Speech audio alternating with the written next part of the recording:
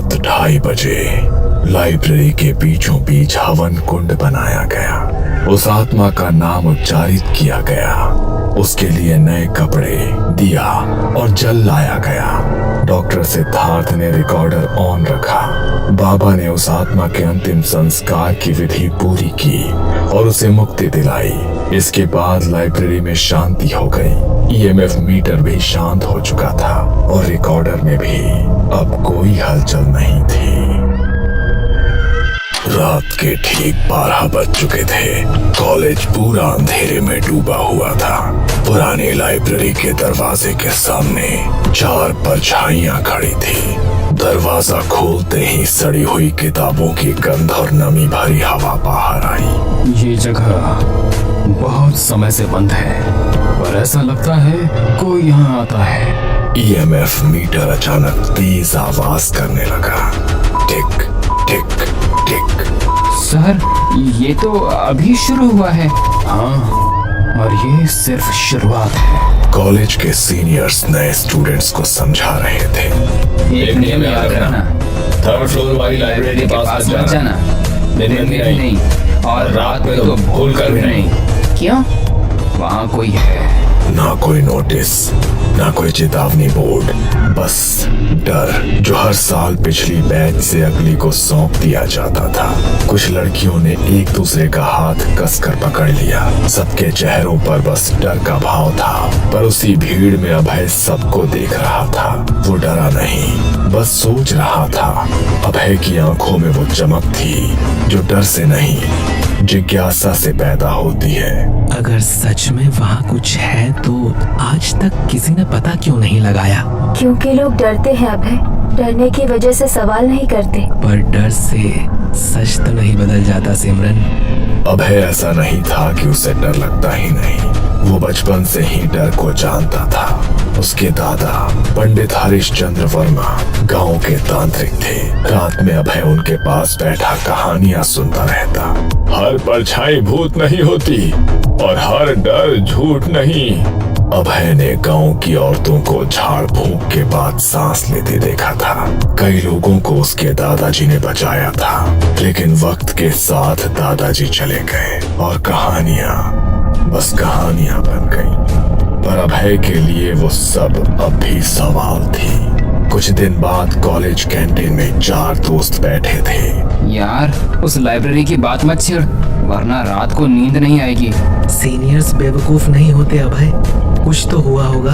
हाँ, कुछ हुआ होगा, इसीलिए तो जानना जरूरी है। और अगर सच में कुछ हुआ तो हम जानेंगे और उस पर यकीन कर लेंगे, पर कम से कम हमें सच्चाई तो पता चलेगी। लेकिन वो तीनों अब भी डरे हुए थे।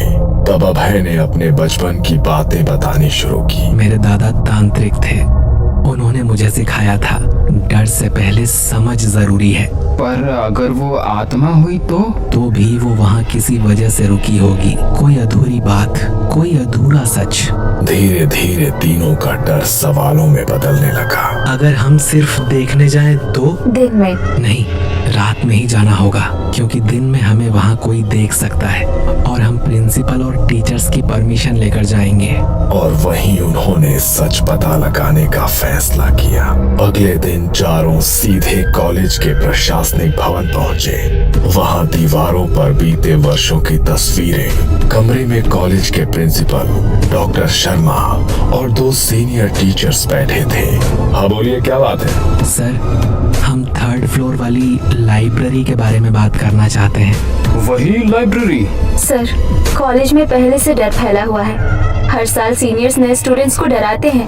अगर हम सच जान ले तो शायद कोई हल निकल सके, या ये भी पता चल सके कि वहाँ सच में कुछ है भी या नहीं।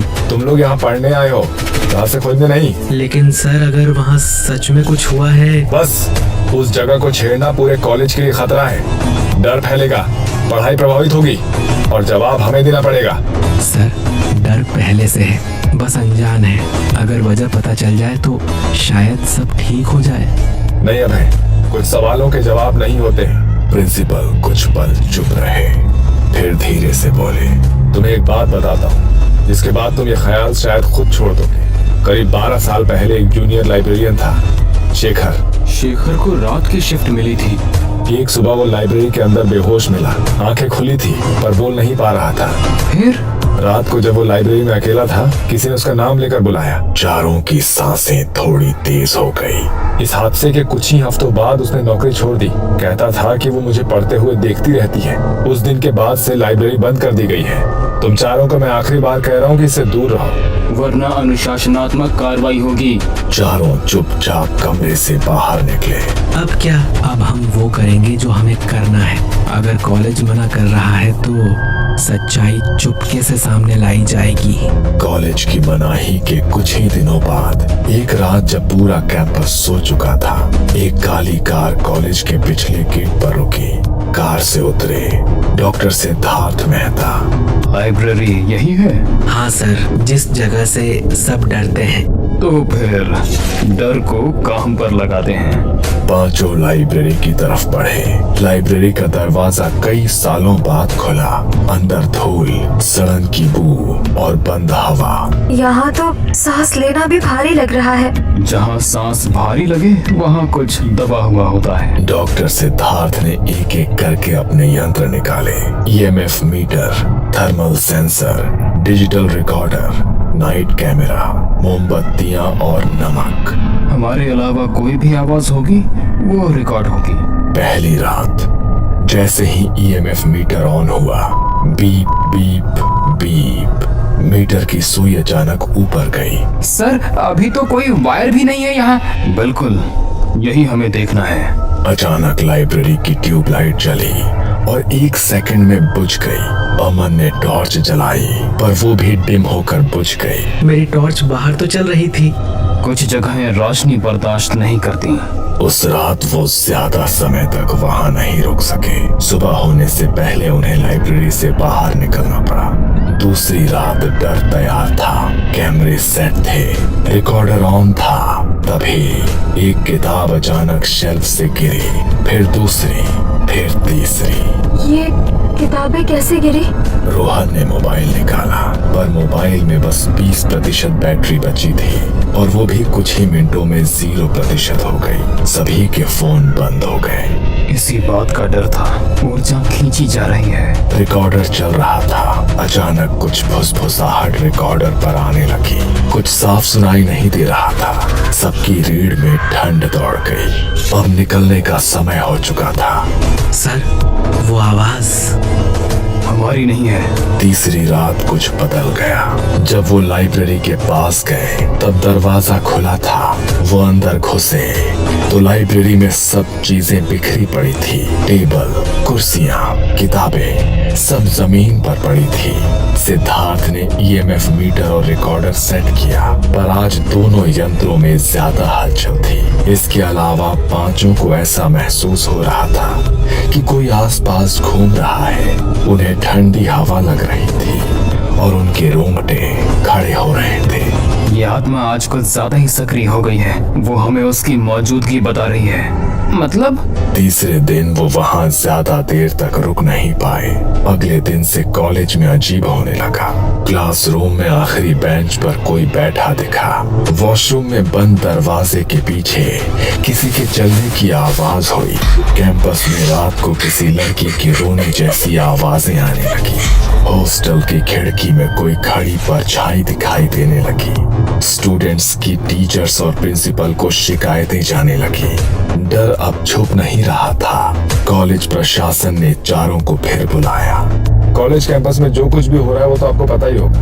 बहुत सारे स्टूडेंट्स की शिकायतें आ रही हैं। अब सच बताओ कि तुम लोगों ने क्या किया है? सर, हमने लाइब्रेरी खोली थी। सब कुछ बता दिया गया। डॉक्टर सिद्धार्थ के बारे में, तीनों रातें, रिकॉर्डिंग की आवाजें। अगर ये सब यही नहीं रुका तो तुम्हें कॉलेज से निकाल दिया जाएगा। जो कुछ चल रहा है उससे बच्चों की जान को खतरा है। अगर कुछ हुआ तो उसके जिम्मेदार आप लोग होंगे। डर अब लाइब्रेरी की दीवारों से बाहर निकल चुका था। कैंपस में हर जगह किसी की मौजूदगी महसूस होने लगी थी। कॉलेज प्रशासन डॉक्टर सिद्धार्थ को फिर बुलाता है। डॉक्टर, अब इसे रोका कैसे जाए? इसे रोकने से पहले समझा जाना चाहिए। मुझे एक तांत्रिक के बारे में पता है, सत्यदेव बाबा। अगर कोई इस आत्मा की सच्चाई जान सकता है तो वही है। अगले दिन सुबह सुबह सिद्धार्थ बाबा को लेकर प्रिंसिपल के ऑफिस आए। सफेद धोती, कंधे पर झोला, माथे पर राख, आंखें जैसे बहुत कुछ देख चुकी हो। आत्मा डरी नहीं है, वो नाराज है। ये सुनते ही प्रिंसिपल के हाथ कांप गए। बाबा सबसे पहले सीधे 3rd फ्लोर लाइब्रेरी की ओर गए। लाइब्रेरी का दरवाजा खुला। दरवाजे पर पहुंचते ही वो रुक गए। यहीं से शुरू हुआ था। उन्होंने जमीन पर नमक की रेखा खींची, मोमबत्तियां जलाई और आंखें बंद कर ली। पूरा कमरा अचानक ठंडा हो गया। डॉक्टर सिद्धार्थ का EMF मीटर फिर तेजी से बजने लगा। रिकॉर्डर में फिर से आवाजें आने लगी। बाबा, वो यही है। हाँ, और सुन भी रही है। बाबा ने संस्कृत में मंत्र पढ़ना शुरू किया। हवा भारी हो गई। अचानक रिकॉर्डर में एक साफ आवाज आई। मुझे यहाँ बांध दिया गया। सबकी सांसें रुक गई। पूछिए बाबा, क्या हुआ था? मैं यहाँ लाइब्रेरियन थी। 20 साल पहले एक प्रोफेसर, गलती मेरी नहीं थी। आवाज टूट रही थी। मैंने शिकायत की पर मुझे ही दोषी बना दिया गया। एक रात यही मुझे कमरा एकदम सन्न। इसे आत्महत्या बताया गया था, पर यह हत्या थी। बाबा ने बताया। ना सही अंतिम संस्कार, ना कभी सच सामने आया, ना किसी ने इसके लिए न्याय मांगा। इसलिए आत्मा यहीं अटक गई है। और जब अभय और उसके दोस्त लाइब्रेरी में घुसे तो वो जाग गई। आज रात यही विधि होगी। रात 2:30 बजे लाइब्रेरी के बीचों बीच हवन कुंड बनाया गया। उस आत्मा का नाम उच्चारित किया गया। उसके लिए नए कपड़े, दिया और जल लाया गया। डॉक्टर सिद्धार्थ ने रिकॉर्डर ऑन रखा। बाबा ने उस आत्मा के अंतिम संस्कार की विधि पूरी की और उसे मुक्ति दिलाई। इसके बाद लाइब्रेरी में शांति हो गई। EMF मीटर भी शांत हो चुका था और रिकॉर्डर में भी अब कोई हलचल नहीं थी।